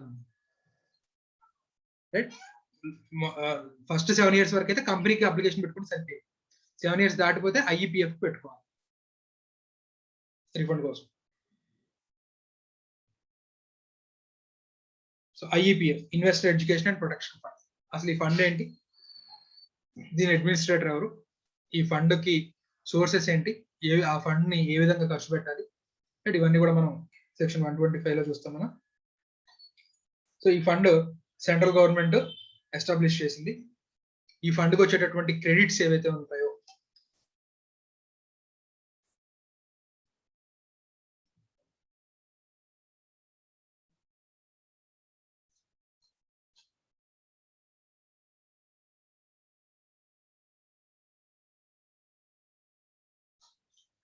క్రెడిట్స్ కంపెనీ పుట్టినప్పటి నుంచి చూద్దాం మనం. కంపెనీ షేర్స్ ఇష్యూ చేసింది ఐపీఓ, ఇప్పుడంటే ఒకేసారి మొత్తం సింగిల్ పేమెంట్ లో అయిపోతుంది, ఒకప్పుడైతే కాల్స్ చేసేవాళ్ళు. సో కాల్స్ చేసేటప్పుడు అప్లికేషన్ మనీ, అలాట్మెంట్ మనీ ఈ విధంగా ఉండేది. సో ఎవరైతే అప్లికేషన్ పెట్టుకున్నారో అందరికీ అలాట్ అయిపోతాయన్న షేర్స్, కొంతమందికి మనం అలాట్ చేయలేక రిఫండ్ ఇవ్వాల్సి వచ్చేదా మణికంట? రిఫండ్ ఇచ్చేవాళ్ళు. సో ఇక్కడ కూడా నాకు సేమ్ ప్రాబ్లం అరైజ్ అవుతుంది. ఎవడైతే షేర్స్ అప్లై చేశాడో వాడు అలాట్ కాక వాడికి మనం రిఫండ్ చేయాల్సి వచ్చింది. రిఫండ్ చేయాల్సి వచ్చినప్పుడు వాడికి మనం మళ్ళీ డీడీ పంపిస్తాం. సో డీడీ పంపించినప్పుడు వాడు అడ్రస్ లో లేడు, ఆ డీడీ వాడికి వెళ్ళలేదు, మళ్ళీ మనకి వెనక్కి వచ్చేస్తుంది. అవతల వాడు కూడా కాంటాక్ట్ అవ్వాలి. సో మనకి అప్లికేషన్ అకౌంట్ లోనే ఆ అమౌంట్ అలాగే బ్యాలెన్స్ ఉండిపోతుంది. వాళ్ళకైతే మనం ఇప్పుడు షేర్స్ అలాట్ చేయలేదు కాబట్టి కంపెనీ దాన్ని నార్మల్ అకౌంట్ లోకి ట్రాన్స్ఫర్ చేసుకోవాలి. రైట్, సో అలాగా మనకి అన్పెయిడ్ అప్లికేషన్ మనీస్ ఉంటాయి అవి. రైట్, అలాగే కంపెనీ ప్రతి సంవత్సరం కూడా డిబెంచర్ హోల్డర్స్ కి, డిపాజిట్స్ కి, ప్రిఫరెన్స్ షేర్ హోల్డర్స్ కి వీళ్ళకి డివిడెండ్లు లేదా ఇంట్రెస్ట్లు పే చేస్తుంటారు. అలాగే అన్క్లెయిమ్డ్ ఇంట్రెస్ట్లు, అలాగే మెచ్యూర్ అయిపోయింది డిబెంచర్స్, మెచ్యూర్ అయిపోయి వాళ్ళకి మనం డీడీలు పంపించేస్తాం. ఇదిగో బాబు మీరు ఇన్వెస్ట్ చేసే డిబెంచర్స్ లో మెచ్యూర్ అయిపోయి ఇదిగో మీ డబ్బులు తీసేసుకోండి అని చెప్పి మనం చెక్ లో డీడీలో పంపిస్తాం. సేమ్ ఇక్కడ కూడా సేమ్ అవతల వాడు ఆ డీడీలు తీసుకెళ్లి బ్యాంక్ లో వేసుకోకపోవడం, లేకపోతే ఆ డీడీలో వాడికి చేరకపోవడం, అడ్రస్ మారడం వల్ల సో అలాంటివి ఉంటాయి. సో అలాంటివి కానీ ఇలాంటివి బోల్డ్ అన్ని అన్క్లెయిమ్డ్ గా ఉండిపోతాయి. ఆ 7 years అయిపోతే కనుక అలాంటి అమౌంట్స్ కూడా ఐఈపీఎఫ్ తో వస్తాయి అన్న. రైట్, చూడండి ఒకసారి ఇక్కడ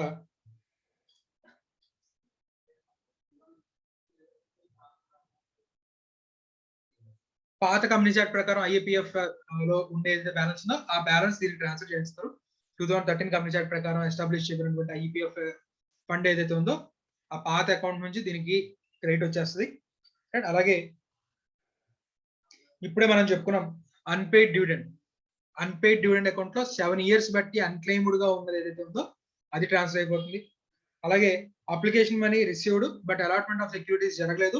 రీఫండ్ ఇచ్చినా కూడా ఇంతవరకు 7 years వరకు కూడా దాన్ని ఇంకా ఎవరు క్లెయిమ్ చేసుకోలేదు. అలాగే దాని మీద వచ్చే ఇంట్రెస్ట్ కానివ్వండి, మెచ్యూర్ డిపాజిట్స్, మన మెచ్యూర్ అయిపోయిన డిపాజిట్స్ కి అలాగే డిబెంచర్స్ కి ప్రిఫరెన్స్ షేర్ హోల్డర్స్ కూడా రిడమ్షన్ చేస్తాం.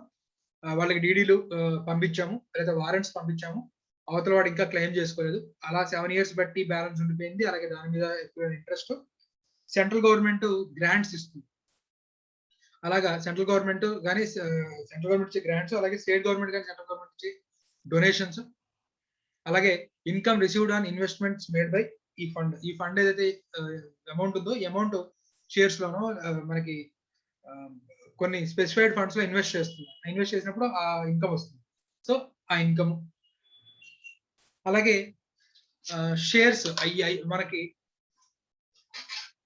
బోనస్ షేర్స్ ఇష్యూ చేస్తాము, రైట్? లేకపోతే కంపెనీస్ మెర్జర్స్ ఇవి డిమెర్జర్స్ జరుగుతూ ఉంటాయి.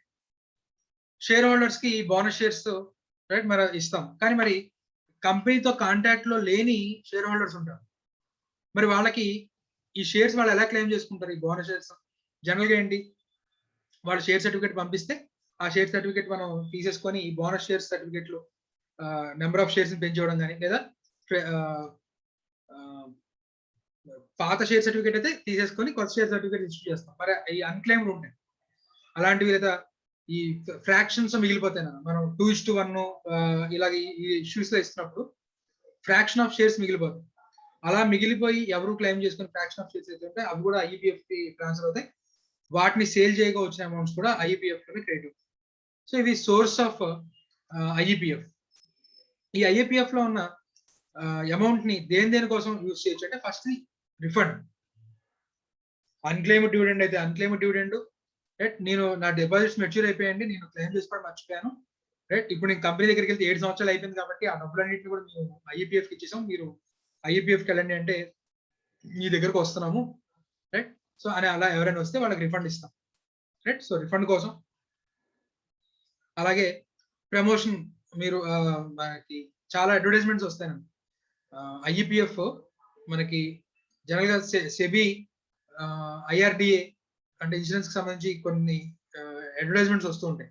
సిమిలర్లీ అలాగే కంపెనీస్ యాక్ట్ కి సంబంధించి కూడా రైట్ ఆర్ఓసి కొన్ని అడ్వర్టైజ్మెంట్స్ ఇస్తాడు. సో అలాగే అవేర్నెస్ కోసం, అలాగే చాలా అవేర్నెస్ క్యాంప్స్ స్కూల్స్ కి కాలేజెస్ కి వెళ్ళి రైట్ అవేర్నెస్ క్యాంప్స్ కండక్ట్ చేయడం, దానికి అయ్యే ఖర్చు రైట్ దీని నుంచి తీసుకుంటారు. సో అలా ఎడ్యుకేటింగ్ ఇన్వెస్టర్స్, అలాగే protecting the interest of investors, investors యొక్క ఇంట్రెస్ట్ కాపాడడం కోసం ఏదైతే చర్యలు తీసుకుంటారో దానికోసం అయ్యే ఖర్చు దీని నుంచి తీసుకుంటారు, రైట్? డిస్గార్జ్డ్ అమౌంట్స్ అంటే ఇప్పుడు ఈ షేర్ మోసపోయిన వాళ్ళు ఎవరైతే ఉన్నారో షేర్స్ అప్లై చేసుకోవడం అంటే ప్రాస్పెక్టస్ చదివి లేదా ఈ కంపెనీస్ చేసిన ఫ్రాడ్స్ వల్ల మోసపోయిన వాళ్ళు ఉండి ఎవరైతే ఉంటారో వాళ్ళకి రైట్ ఈ లాసెస్ ని, అంటే ప్రతి ఒక్కడు షేర్స్ లో పెట్టి మోసపోయిన ప్రతి ఒక్కడు కాదు, కొన్ని స్పెసిఫిక్ కేసెస్ ఉంటాయి, రైట్? సో మనకి సే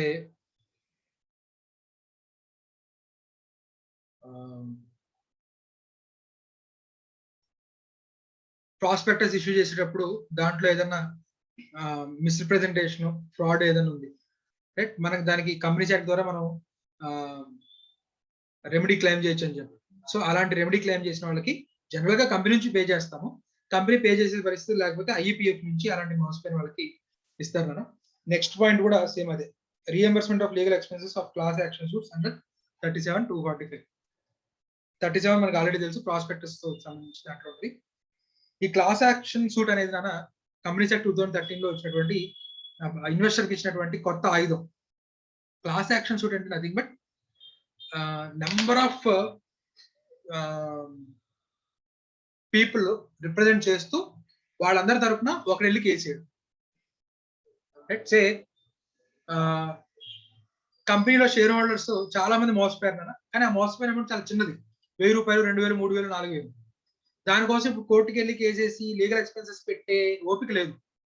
సో ఇలాంటి చిన్న చిన్న లాసే కదా వదిలేస్తున్నప్పుడు రైట్ అవతల గెయిన్ మాత్రం చాలా ఎక్కువైపోతుంది, రైట్? పాత కంపెనీస్ యాక్ట్ లో ఇలా రిప్రజెంటేటివ్ సూట్ చేయడం అనేది లేదు. కొత్త కంపెనీస్ యాక్ట్ లో క్లాస్ యాక్షన్ సూట్ అనేది ఉంది. సో ఇలాంటి మోసపోయిన వాళ్ళందరి దగ్గరికి ఒకడు వెళ్ళి, బాబు మీ తరఫున నేను పోరాడతాను రా బాబు, మీరు ఎవరు రాకండి, మీరు సంతకం పెట్టండి చాలు అని చెప్పి వాళ్ళందరి దగ్గర నుంచి రిప్రజెంటేషన్ తీసుకొని ఒకడు వెళ్ళి పోరాడతాడు అంత కోర్టు. సో అలాగా క్లాస్ యాక్షన్ సూట్ వేసిన వాడు ఎవరైతే ఉన్నాడో వాడి నిజమైన జెన్యున్ కేసు అయి ఉంటే కనుక వాడికి ఆ లీగల్ ఎక్స్పెన్సెస్ ఈ ఐఈపిఎఫ్ నుంచి ఇస్తారు. కంపెనీ మీద పోరాటం చేయడానికి, రైట్, కంపెనీకి అగెన్స్ట్ గా లీగల్ ఫైట్ చేయడానికి ఏదైతే ఖర్చు అవుతుందో ఆ ఖర్చు రిఫండ్ ఇస్తుంది ఐఈపిఎఫ్ నుంచి వీళ్ళకి వస్తుంది అన్నమాట. రైట్, అలాగే ఎనీ అదర్ ఇన్సిడెన్షియల్ పర్పస్, మరి ఫండ్ అడ్మినిస్టర్ అవడానికి ఖర్చు అవుతుంది కదా, వాళ్ళకి ఆ ఫండ్ అడ్మినిస్ట్రేషన్ చేసే వాడికి డబ్బులు ఇవ్వాలి, జీతం ఇవ్వాలి, రైట్. సో వాళ్ళందరికీ ఆ ఇన్సిడెన్షియల్ ఎక్స్పెన్సెస్ అన్ని కూడా దీని నుంచి పే చేస్తారు. ఎవడైతే ఎలిజిబుల్ పర్సన్ ఉన్నాడో వాడు ఐఈపిఎఫ్ నుంచి డబ్బులు అడగచ్చు. బాబు ఇదిగా నేను పాత డిపాజిటర్ని, నా డబ్బులు నాకు ఇవ్వండి, లేకపోతే నేను ఒక 5 సంవత్సరాల డివిడెండ్లు నేను క్లెయిమ్ చేసుకోలేదు, నా డబ్బులు నాకు ఇవ్వండి, రైట్. సో ఈ విధంగా ఆ అమౌంట్స్ ని క్లెయిమ్ చేసుకోవచ్చు. సో ఈ ఫండ్ ని అడ్మినిస్టర్ చేసే అథారిటీని సెంట్రల్ గవర్నమెంట్ అపాయింట్ చేస్తుంది, రైట్. ఈ ఫండ్ కి ఒక చైర్ పర్సన్ ఉంటాడు, అలాగే 7గురికి మించకుండా మెంబర్స్ ఉంటారు, ఒక చీఫ్ ఎగ్జిక్యూటివ్ ఆఫీసర్ ఉంటాడు, ఎక్స్ అఫీషియో అంటాం మనం, రైట్. ఈ సిచ్యువేషన్ వీళ్ళని ఎక్స్ అఫీషియో అంటాము. సో చైర్ పర్సన్, ఒక 7గురికి మించకుండా members, chief executive officer, right, వీళ్ళు ఉంటారు. ఈ ఫండ్ ని అడ్మినిస్టర్ చేసే అథారిటీ వీళ్ళకు ఉంటుంది, రైట్. వీళ్ళు సెపరేట్ అకౌంట్స్ మెయింటైన్ చేస్తారు.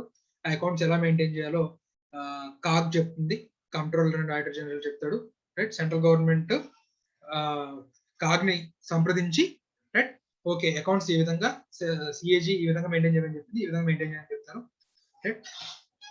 సో ఈ అకౌంట్స్ ని ఆడిట్ చేసేది కూడా సిఏజీ. ఈ ఆడిట్ రిపోర్ట్ ని సెంట్రల్ గవర్నమెంట్ కి కాగ్ ఇస్తుంది. కాగ్ ఏం చేస్తుంది, దాన్ని పార్లమెంట్ లో సబ్మిట్ చేస్తుంది, రైట్. సో అలాగే అదే annual report, audit of the account, అలాగే ఈ అకౌంట్ లో ఎలా అడ్మినిస్ట్రేట్ చేసాము ఏంటి అనేది ఒక రిపోర్ట్ తయారు చేస్తారు ప్రతి సంవత్సరం. ఆ రిపోర్ట్ ని అలాంగ్ విత్ ఆడిట్ రిపోర్ట్ తీసుకెళ్లి పార్లమెంట్ లో ప్లేస్ చేస్తారు, రైట్. సో అలాగే dividend to be held in abeyance, section 126. మనం షేర్ ట్రాన్స్ఫర్ లో చూసాము, నేను నీకు share certificate along with share transfer form నీకు ఇచ్చేసాను, నువ్వు ఇంకా కంపెనీతో రిజిస్టర్ చేయించుకోవాలా నీ షేర్ ట్రాన్స్ఫర్, ఈలో కంపెనీ డివిడెండ్ డిక్లేర్ చేసింది, కంపెనీ రిజిస్టర్ లో నా పేరు ఉంది కానీ ప్రజెంట్ నీ దగ్గర ఉన్న షేర్స్, లేదా కంపెనీకి నువ్వు ఫైల్ చేస్తావు కానీ ఇంకా కంపెనీ రిజిస్టర్ చేయలేదు, నా పేరు మీద నుంచి నీ పేరు మీద ఇంకా షేర్స్ ట్రాన్స్ఫర్ చేయలేదు. సో ఇప్పుడు అలాంటి కేసులో share transfer form lodged with company but registration not yet completed, అలాంటి కేసులో డివిడెండ్ ఎవరికి పే చేయాలి అని క్వశ్చన్ వస్తుంది. అటువంటిప్పుడు డివిడెండ్ పే చేయకుండా అబియన్స్ లో పెట్టచ్చు. కానీ ఎవడైతే ఆల్రెడీ రిజిస్టర్డ్ షేర్ హోల్డర్ ఉన్నాడో వాడు ఆల్రెడీ క్లియర్ గా కంపెనీకి ఇన్స్ట్రక్షన్ ఇచ్చేసాడు, ఈ టైం పీరియడ్ లో మీరు ఏదైనా డివిడెండ్ డిక్లేర్ చేసి రిజిస్ట్రేషన్ కనుక పెండింగ్ ఉంటే డివిడెండ్ వాడికే పే చేయండి అని అలాంటి ఆథరైజేషన్ ఏదైనా ఉంటే, రైట్, పే చేసేస్తాం. మన అబియన్స్ లో ఉండాల్సిన అవసరం లేదు. ఈ షేర్ ట్రాన్స్ఫర్ జరిగే పీరియడ్ లో ఏదైనా బోనస్లు కానీ రైట్ షేర్స్ కానీ వస్తే వాటిని కూడా అబియన్స్ లోనే పెడతాం. పాతవాడు క్లెయిమ్ చేసుకోవడానికి కుదరదు, అలాగే కొత్తవాడికి కూడా ఇచ్చి వాళ్ళిద్దరూ కాంప్రమైజ్ అయ్యి వాళ్ళు కంపెనీకి చెప్పాలి నాకు ఇవ్వండి, వాళ్ళిద్దరు కాంప్రమైజ్ అయ్యి కంపెనీకి ఎవరికి పే చేయమంటే వాళ్ళకి పే చేస్తుంది, రైట్. సో దీనికి ఓవర్ రైడింగ్ ఎఫెక్ట్ మేడం. ఇంకా ఏ యాక్ట్ లో ఏం చెప్పినా సరే, రైట్, సెక్షన్ 126 లో చెప్పింది ఫైనల్, రైట్.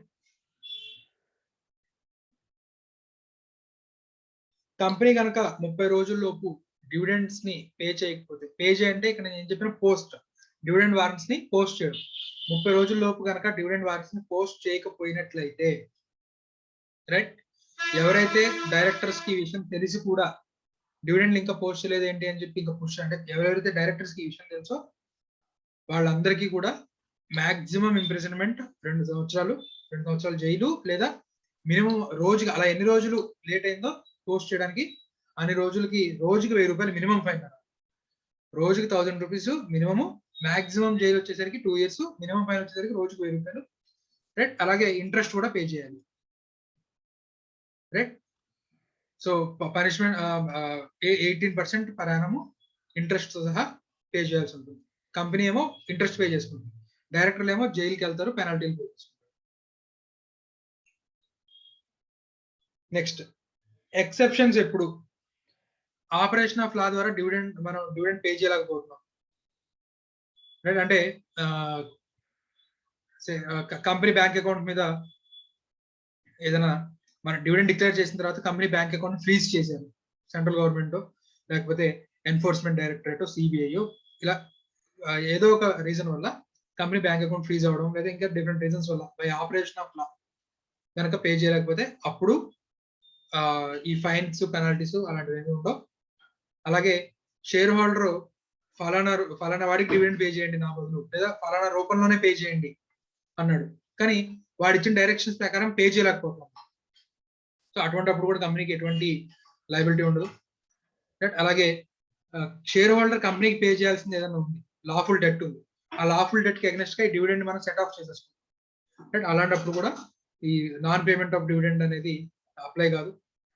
అలాగే డిస్ప్యూట్, డివిడెండ్ ఎవరికి పే చేయాలో డిస్ప్యూట్ నడుస్తూ ఉంది, ఆ డిస్ప్యూట్ ఇంకా రిజాల్వ్ అవ్వలేదు కాబట్టి మనం పే చేయలేదు. సో అటువంటిప్పుడు కూడా ఎటువంటి ఫైన్, పెనాల్టీలు ఏమి ఉండవు. రైట్, అలాగే కంపెనీ తప్పేమీ లేదు, డివిడెండ్ పే చేయలేకపోవడంలో కంపెనీ తప్పేమీ లేదు. షేర్ హోల్డర్ కరెక్ట్ అడ్రస్ ఇవ్వలేదు. అటువంటిప్పుడు కంపెనీని ఏ విధంగా అవతల వాడు క్వశ్చన్ చేయగలడు. సో అలాంటి కేసెస్ లో కూడా ఎటువంటి లయబిలిటీ కూడా ఉండదు నాన్న.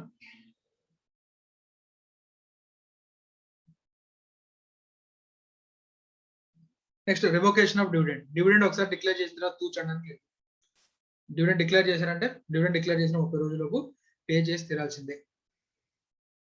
రైట్, సో జనరల్ రూల్ అయితే dividend once declared cannot be revoked, ఎట్టి పరిస్థితుల్లో పే చేసి తీయాల్సిందే.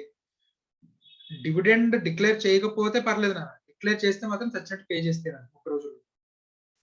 ఎక్సెప్షన్ ఏంటి అంటే డిక్లేర్ చేసిన తర్వాత కూడా రివోక్ చేసుకోగలిగే ఎక్సెప్షన్ ఏంటి అంటే, ఒకటి అల్ట్రా వైర్స్. కంపెనీకి ప్రాఫిట్స్ లేవు, ప్రాఫిట్స్ లేకుండా డివిడెండ్ డిక్లేర్ చేస్తారు, డిక్లేర్ చేసుకుంటే మాత్రం కంపెనీకి డబ్బులు ఎక్కడ నుంచి వస్తే డివిడెండ్ పే చేయడానికి. సో అలా అల్ట్రా వైర్స్ అయినప్పుడు, లేదా నువ్వు ఇక్కడ డిపాజిట్ హోల్డర్స్ కి డబ్బులు ఇవ్వాలా, default according to section 73 and 74 continue అవుతున్నా సరే నువ్వు డివిడెండ్ డిక్లేర్ చేసుకో. డివిడెండ్ డిక్లేర్ చేశారు కాబట్టి 73, 74 ప్రకారం డిఫాల్ట్ ఉన్నా నాకు అనవసరం, నేను షేర్ హోల్డర్ ని, రైట్, నువ్వు నాకు డివిడెండ్ పే చేయాల్సింది అంటే కుదరదు. అక్కడ అల్ట్రా వైర్స్ 73, 74 డిఫాల్ట్ కంటిన్యూ అవుతున్నంత కాలం మీరు డివిడెండ్ డిక్లేర్ చేసుకోకూడదు యాక్ట్ లో చెప్తే, నువ్వు వెళ్ళి డివిడెండ్ డిక్లేర్ చేసుకొని once dividend declare it cannot be revoked అని, రైట్, సోది గారు చెప్తే కుదరదు. ఇది అల్ట్రా వైర్స్ కాబట్టి అలాంటప్పుడు రివోక్ చేసేయచ్చు. అలాగే డివిడెండ్ డిక్లేర్ చేసిన తర్వాత కంపెనీ కర్మగాలి, రైట్, ఐపీ పిటిషన్ లిక్విడేషన్ లోకి పోయింది, అప్పుడు కూడా డివిడెండ్ పే చేయాల్సిన అవసరం, డిక్లేర్ చేసినటువంటి డివిడెండ్ ని మనం రివోక్ చేసేయచ్చు. రైట్, గోయింగ్ కన్సర్న్ కనుక సీజ్ అయిపోతుంది. రైట్, డిక్లేర్ చేసిన మరుక్షణమే కంపెనీ మెయిన్ ఫ్యాక్టరీ కాలిపోయింది, ఇంకా కంపెనీ గోయింగ్ కన్సర్న్ మీదే ఎఫెక్ట్ చూపించేటటువంటి పెద్ద లాస్ జరిగింది. రైట్, సో అటువంటిప్పుడు కూడా డిక్లేర్ చేసినటువంటి డివిడెండ్ పే చేయడం కుదరదు. ఎందుకంటే వన్స్ అలా లాస్ అయిపోయిందంటే కంపెనీ మూసేస్తున్నారంటే ఫస్ట్ బయట అవుట్ సైడ్ లయబిలిటీస్ పే చేయాలి. సో అటువంటిప్పుడు డివిడెండ్ డిక్లేర్ చేశారు కదా అని చెప్పి డివిడెండ్ పే చేయడం అయితే కుదరదు. సో గోయింగ్ కన్సర్న్ సీజ్ అయిపోతే కనుక డిక్లేర్ చేసిన డివిడెండ్ కూడా రివోక్ చేసేసేయచ్చు. Next interim dividend. General గా డివిడెండ్ అనేది ఏజిఎం లో బోర్డ్ ఆఫ్ డైరెక్టర్స్ రికమెండ్ చేసిన దాన్ని మన మెంబర్స్ ఆర్డినరీ రిజల్యూషన్ ద్వారా పాస్ చేస్తారు, డిక్లేర్ చేస్తారు. రైట్, సో అని చెప్పుకున్నాం. సో కంపెనీకి మనకు ప్రతి క్వార్టర్ కి కూడా కంపెనీ రిజల్ట్స్ డిక్లేర్ చేయాలి. ప్రతి క్వార్టర్ కి కూడా రిజల్ట్స్ డిక్లేర్ చేస్తాం. ఈ క్వార్టర్ లో మనకు ప్రాఫిట్ ఎంత, ఈ క్వార్టర్ లో ప్రాఫిట్ ఎంత, ఈ క్వార్టర్ లో ప్రాఫిట్ ఎంత. ప్రతి క్వార్టర్లీ కూడా మనకి ఫైనాన్షియల్ స్టేట్మెంట్స్ అనేవి, ఫైనాన్షియల్ రిజల్ట్స్ డిక్లేర్ చేస్తుంటాం. కంపెనీకి ఏదైనా క్వార్టర్ లో భయంకరమైన ప్రాఫిట్స్ వచ్చేసి ఫైనల్ దాకా మనకి ఇయర్ ఎండింగ్ దాకా వెయిట్ చేయకుండా ముందుగానే డిక్లేర్ చేస్తారు. రైట్ సార్, మరి అప్పుడు మరి ఏంటి ఈజీఎం గానీ పెట్టుకుంటారా? ఎక్స్ట్రాడినరీ జనరల్ మీటింగ్ పెట్టుకొని మెంబర్స్ ని పిలిచి, రైట్, మెంబర్స్ రిజల్యూషన్ పాస్ చేస్తేనే కానీ పే చేయడానికి లేదా అంటే, అలాంటివన్నీ ఎప్పుడు పెడతాం? మెంబర్ కి ఏదైనా అంటే డైరెక్టర్స్ కి ఏదైనా పవర్ ఏదైనా కావాలి, ఎక్స్ట్రా బారోయింగ్ పవర్ కావాల్సి వచ్చింది, అలాంటప్పుడు ఈజీఎం పెట్టమను. కానీ డివిడెండ్ ఇవ్వడం అనేది మెంబర్ కి బెనిఫిషియల్. సో బెనిఫిషియల్ కాబట్టి ఈజీఎం అయితే కండక్ట్ చేసుకోవాల్సిన అవసరం లేదు. బోర్డ్ ఆఫ్ డైరెక్టర్స్ అనౌన్స్ చేసి, బోర్డ్ ఆఫ్ డైరెక్టర్స్ డిక్లేర్ చేసి పే కూడా చేస్తారు. Interim dividend will be declared and paid by board of directors, right? So దీనికి మళ్ళీ జనరల్ మీటింగ్ అయితే పెట్టాల్సిన అవసరం లేదు. ఈ ఇంటర్మ్ డివిడెండ్ ఫైనల్ డివిడెండ్ కి అడ్జస్ట్ చేస్తారు, రైట్? సో రెండు ఏజీఎంల మధ్యలో కంపెనీకి భయంకరమైన ప్రాఫిట్స్ వచ్చేస్తే, రైట్, ఇంటర్మ్ డివిడెండ్ పే చేస్తారు కదా.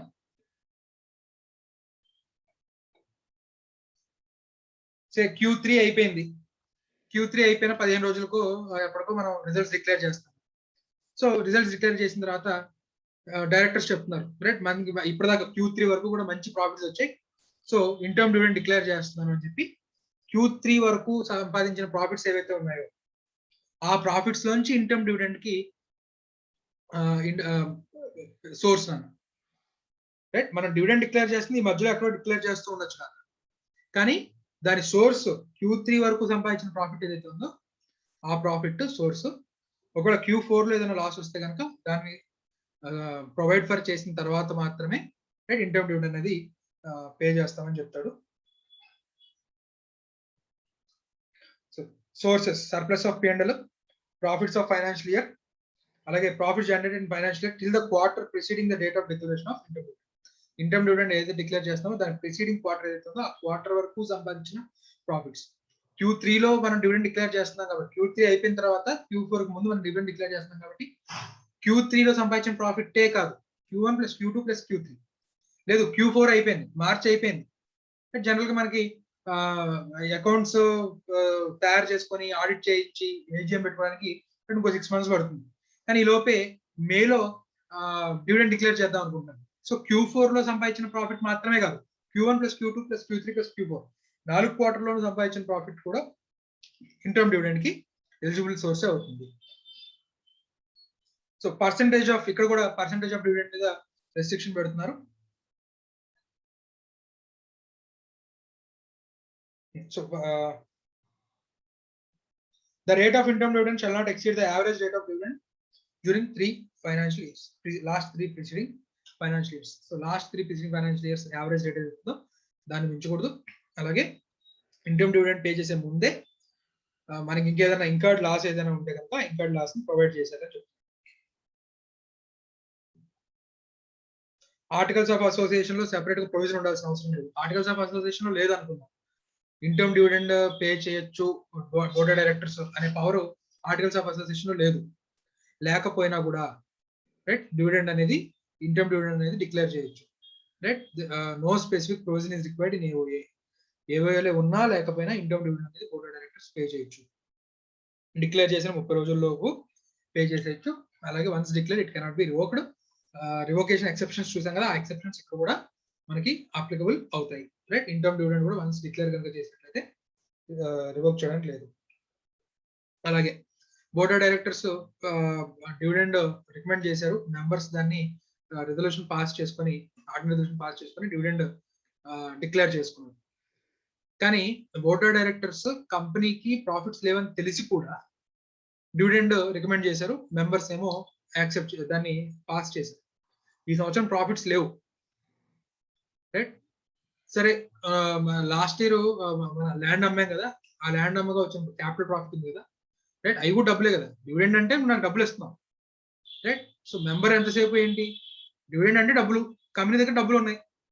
అది ట్రేడింగ్ చేస్తే వచ్చిన ప్రాఫిటా లేకపోతే ఆస్తులు అమ్మితే వచ్చిన ప్రాఫిట్ నాకు అనవసరం. ల్యాండ్ ఎకరం 10,000 ఉన్నప్పుడు కొన్నాం, ఇప్పుడు ₹1,00,00,000 అమ్మాం, అవి కూడా డబ్బులే కదా, ఇచ్చేసేయి, డివిడెండ్ రూపంలో ఇచ్చేసేయి అని చెప్పి మెంబర్స్ ప్రెజర్ చేశారు. అందుకని డైరెక్టర్స్ ఏం చేశారు, బోర్డ్ ఆఫ్ డైరెక్టర్ మనకి ఏజీఎం లో రికమెండ్ చేశారు, ఈ మెంబర్స్ పాస్ చేసుకున్నారు ఆర్డర్ రిజల్యూషన్. సో అలాగా అవుట్ ఆఫ్ క్యాపిటల్ లేదా అవుట్ ఆఫ్ క్యాపిటల్ ప్రాఫిట్స్ ఇలా కనుక పే చేస్తే, అవుట్ ఆఫ్ క్యాపిటల్ కనుక పే చేసినట్లయితే కాన్సిక్వెన్సెస్ ఏంటి అంటే డైరెక్టర్స్ పర్సనల్లీ లైబుల్, డైరెక్టర్ అలా ఎంతైతే కంపెనీ డివిడెండ్ పే చేస్తుందో అంత అమౌంట్ డైరెక్టర్స్ వాళ్ళ జేబులోంచి తీసుకొచ్చి కంపెనీకి కట్టాలి. క్యాపిటల్ లోంచి డివిడెండ్ పే చేయడం కుదరదు. షేర్ హోల్డర్స్ తర్వాత సంగతి. క్రెడిటర్స్ అన్యాయం అయిపోతారు, డిబెంచర్ హోల్డర్స్ అన్యాయం అయిపోతారు. సో ఆ క్యాపిటల్ ఎంతైతే అవుట్ ఆఫ్ క్యాపిటల్ ఎంతైతే డివిడెండ్ పే చేస్తున్నారో అంత అమౌంట్ డైరెక్టర్స్ వాళ్ళ జేబులోంచి తీసుకొచ్చి పే చేయాలి. అలాగే మెంబర్స్ ఎవరైతే తెలిసి కూడా out of capital dividend pay చేస్తారని తెలిసి కూడా మెంబర్స్ ఎవరైతే తీసుకున్నారో తెలిస్తేనే వాళ్ళు ఈ లాస్ ని డైరెక్టర్స్ కి పే చేసి, బట్ డైరెక్టర్స్ వాళ్ళ జేబులో తీసుకొచ్చి కంపెనీ క్యాపిటల్ ఇచ్చేసారు కదా, రైట్? సో ఈ విషయం తెలిసి కూడా డివిడెండ్ తీసుకున్న మెంబర్స్ ఎవరైతే ఉన్నారో వాళ్ళు డైరెక్టర్స్ కి ఇండెమ్నిఫై చేయాలి, రైట్? డైరెక్టర్స్ కి ఏం సరదా ప్రాఫిట్స్ లేకుండా డివిడెండ్ ఇద్దామని, వాడికి ఏమైనా లాభమా? మెంబర్స్ కి కదా లాభం జరిగింది, మెంబర్స్ ప్రెజర్ చేయబట్టే కదా ఇది చేస్తుంటాడు. కాబట్టి రైట్, సో అలా తెలిసి కూడా మెంబర్స్ ఎవరైతే డివిడెండ్ తీసుకొని ఉన్నారో వాళ్ళు డైరెక్టర్స్ కి ఇండెమ్నిఫై చేయాలి, రైట్? ఒకవేళ డివిడెండ్ పే చేస్తారు, out of capital dividend pay చేస్తారు, కానీ ఆ తర్వాత కంపెనీకి ప్రాఫిట్ వచ్చింది, రైట్? ఆ ప్రాఫిట్ నుంచి ఈ క్యాపిటల్ కి ట్రాన్స్ఫర్ చేస్తారు, అప్పుడు కూడా డైరెక్టర్స్ కి ఎటువంటి పర్సనల్ లయబిలిటీ కూడా లేదు, రైట్? అంటే ఒకవేళ డైరెక్టర్స్ కనుక క్యాపిటల్ నుంచి ప్రాఫిట్ డివిడెండ్ పే చేసి ఉంటే సచ్చినట్టు వాళ్ళ జేబులోంచైనా పెట్టాలి, లేదా కష్టపడి పనిచేసి కంపెనీ ప్రాఫిట్స్ అయినా సంపాదించి పెట్టాలి, సో దట్ అప్పుడు వాళ్ళు లయబిలిటీ అనేది ఉండదు, రైట్? ఇది డివిడెండ్స్ అన్న. డౌట్స్ ఏమైనా ఉన్నాయా?